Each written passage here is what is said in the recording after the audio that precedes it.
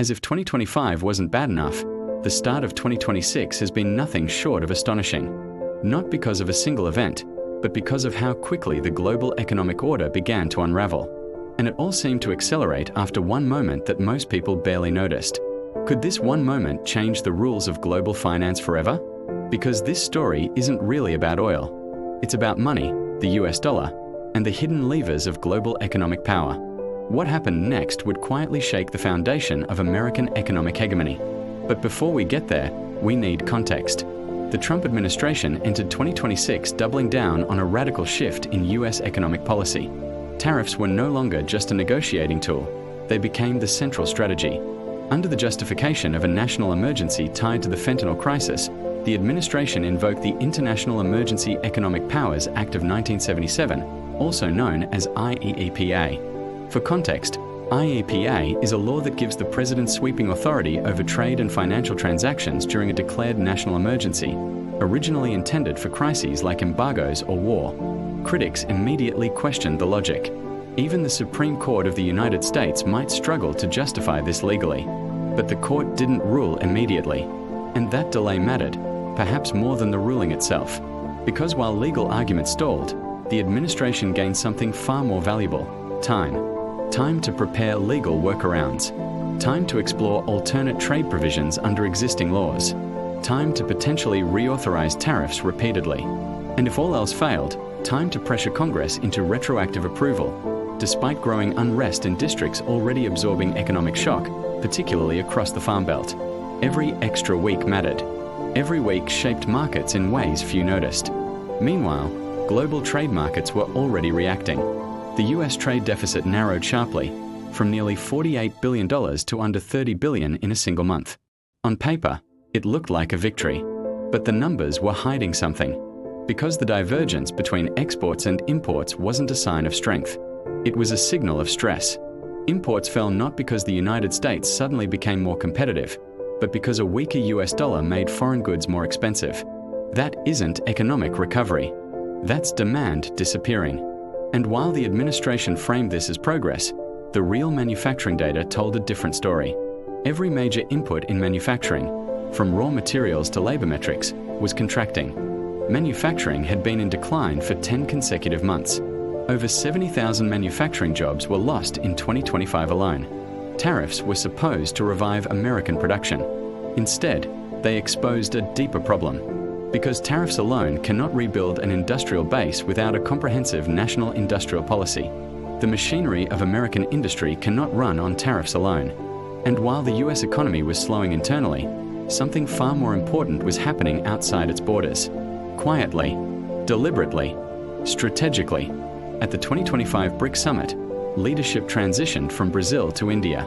With that change came an announcement that received remarkably little attention in Western media: the BRICS unit, a new digital currency backed 40% by physical gold and 60% by a basket of BRICS currencies, equally weighted. This wasn't designed to replace the US dollar overnight. That was never the point. Infrastructure comes before disruption. India's UPI payment system had already transformed domestic payments in the world's most populous country. Ethiopia announced it would adopt the same technology nationwide. These weren't simple apps. They were settlement rails, the backbone of a system that could operate independently of the US dollar. And once settlement rails connect, the rules of global finance change. The priority wasn't dominance. It was operability, the ability to settle international trade, especially oil trade, outside the dollar system. And this is where the story quietly leaves the West. Because oil has always been the backbone of global dollar demand. Petrodollars are not a separate currency. They are US dollars used specifically to settle oil transactions. This single function underpins the demand for dollars worldwide. And demand is power. Which brings us to Venezuela. For years, Venezuelan oil had been sanctioned, with carve-outs like Chevron. Russian oil faced similar restrictions after the invasion of Ukraine. Iranian oil as well. But oil never stopped flowing. It simply stopped being paid for in US dollars. Venezuela continued selling oil on the global market, primarily to China and India. China alone accounted for nearly 80% of recent Venezuelan oil purchases. And once trade leaves the dollar system, it rarely returns. Alternative systems, once tested, permanently reduced dependency. This wasn't accidental. It was preparation. So when the Trump administration kidnapped Venezuelan President Nicolás Maduro and effectively overthrew the government, the stated justifications were simple: oil, minerals, debt, Bitcoin. But those explanations don't hold up. Everything the US supposedly wanted could have been purchased. During post-pandemic supply disruptions, sanctions were loosened and Venezuelan oil flowed without military intervention. Chevron was already operating there. Maduro had every incentive to sell oil to US refineries. So if oil wasn't the problem, what was? Could it be something far bigger than most people realize? The answer lies in timing. In 2026, the United States needs to refinance $9 trillion in US Treasury debt. That refinancing depends on global demand for dollars. And that demand depends on trust. Trust erodes quickly when a country weaponizes its currency. Sanctions force alternatives. Tariffs punish allies and rivals alike. And kidnapping a foreign leader signals something far worse. It signals unpredictability. Markets react to risk faster than politics. And as the US dollar weakened, down nearly 10% since Trump returned to office, something else changed. The largest increase in US exports wasn't technology. It wasn't manufacturing. It was gold. Foreign buyers were converting dollars into tangible assets. That's not confidence. That's hedging.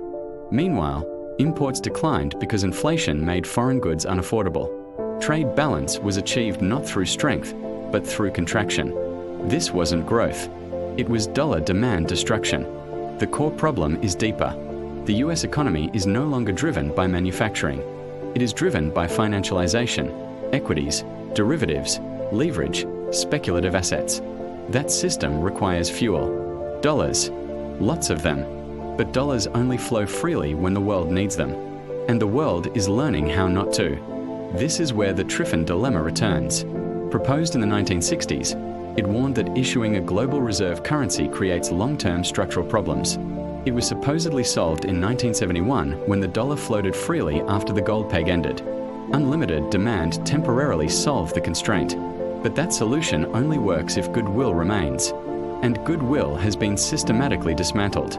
Punitive tariffs, unilateral sanctions, currency weaponization, and now, outright regime change. Each move accelerates de-dollarization. Not fast, not dramatic, but irreversible. Once countries can settle oil, trade, and debt without dollars, the incentive never returns. And that's why Venezuela matters. Not because of oil volume, but because of settlement. Because maintaining petrodollar flows is essential when refinancing trillions in debt. And kidnapping a foreign leader sends a message, not just to enemies, but to allies. Find another system. Which is exactly what they're doing. BRICS isn't ready for prime time. But it doesn't have to be. It just has to work well enough. Once it does, the world no longer needs permission. Empires don't collapse overnight. They lose relevance first. And once the world stops needing your currency, history changes.